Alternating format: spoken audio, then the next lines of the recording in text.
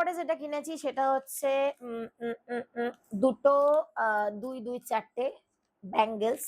এগুলো হচ্ছে নাকি কি বললো, যা ভুলে গেছি, Rajasthani bangles, sorry Jaipuri bangles বলেছিল, মনে পড়েছে। আচ্ছা এই দেখো, এই একটা পেয়ার, এটা আমার না, এটা হচ্ছে আমার ঠাম নিয়েছে। এই একটা পেয়ার, এটা আমি জানি না আমার হাতে ঢুকবে কিনা, হ্যাঁ হ্যাঁ ঢুকে যাবে।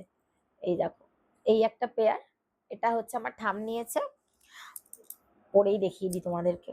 এই যে, আর আমি যেটা নিয়েছি সেটা হচ্ছে এইটা, ছিঁড়েই ফেললাম।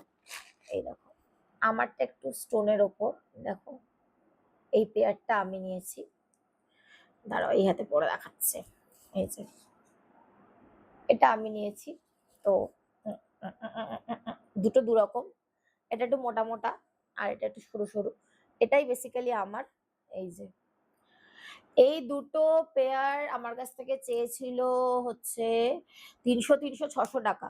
ঠিক আছে, আমি বার্গেনিং করে করে করে করে আমার বার্গেনিং স্কিল দিয়ে আমি নিয়ে এসেছি, কতই নিলাম, 450 টাকায়। প্রফিট হলো কি জানি না, হলেও কি না হলেও কি কেনা হয়ে গেছে। তো এই দুটো হচ্ছে চুড়ি। এবার এগুলো রাজস্থানী, যদিও এগুলো কিরকম করে ঠুকে ঠুকে ঠুকে ঠুকে দেখিয়েছে যেগুলো ভাঙছে না, ঠিক আছে। তো আমি যদিও ঠুকে ঠুকে দেখবো না বাড়িতে, বাট আমাকে ওখান থেকে দেখিয়েছিল ঠুকে ঠুকে যে ভাঙছে না। তো যাই হোক, তো বাবা খুলতে পারছি না আর। কেমন লাগছে এই যে বাড়া বালা জোড়া, আমাকে অবশ্যই জানিও। Sorry guys, slip of tongue, sorry.